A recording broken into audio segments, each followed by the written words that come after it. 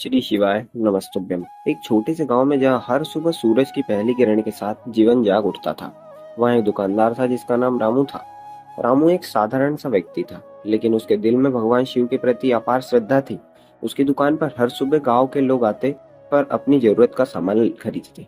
रामू हमेशा अपनी दुकान को साफ सुथरा रखता था और ग्राहकों के साथ अच्छा व्यवहार करता था। रामू की दुकान में विभिन्न प्रकार की चीजें बिकती थी, अनाज, सब्जियां, मसाले और रोजमर्रा के अन्य सामान।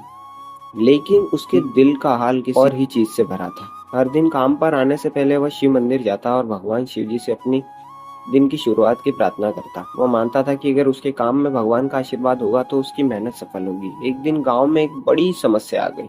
अचानक एक भयंकर सूखा पड़ा। खेत सूखने लगे और गांव के लोग परेशान हो गए। सब्जियां और फल मुरझाने लगे और बाजार में सामग्रियों की किल्लत होने लगी।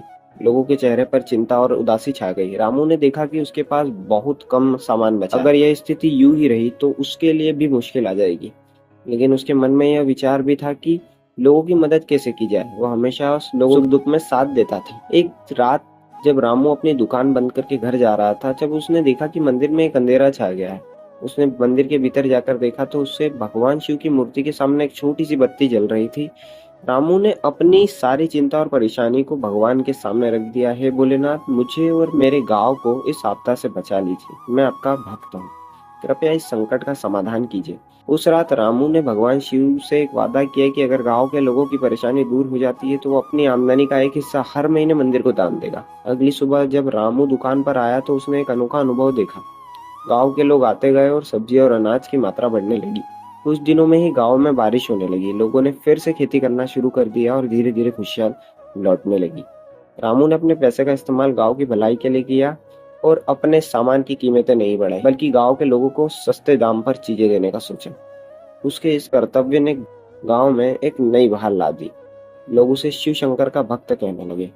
गांव अब फिर से जीवंत हो गया और हर कोई रामू की दयालुता की चर्चा कर रहा था। लेकिन रामू कभी भी गर्व नहीं किया। वह हमेशा अपनी सफलता का श्रेय भगवान शिव जी को देता रहा। समय बीतता गया और रामू ने अपनी गड़ी हुई विश्वास को और मजबूती से पकड़े रखा।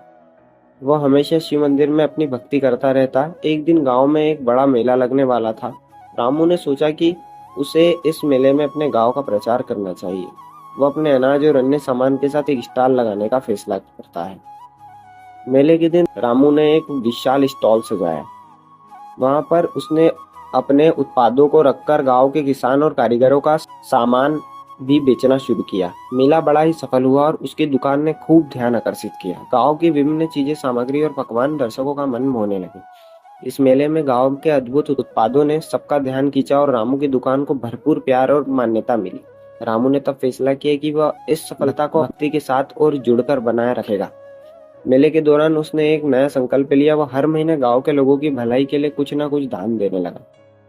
कई वर्षों बाद रामू ने अपनी दुकान का विस्तार किया और गांव के विद्यार्थियों की शिक्षा के लिए एक स्कूल की स्थापना की। उसकी भक्ति और त्याग ने गांव के लोगों को प्रेरित किया। श्री शिवाय नमस्तुभ्यं।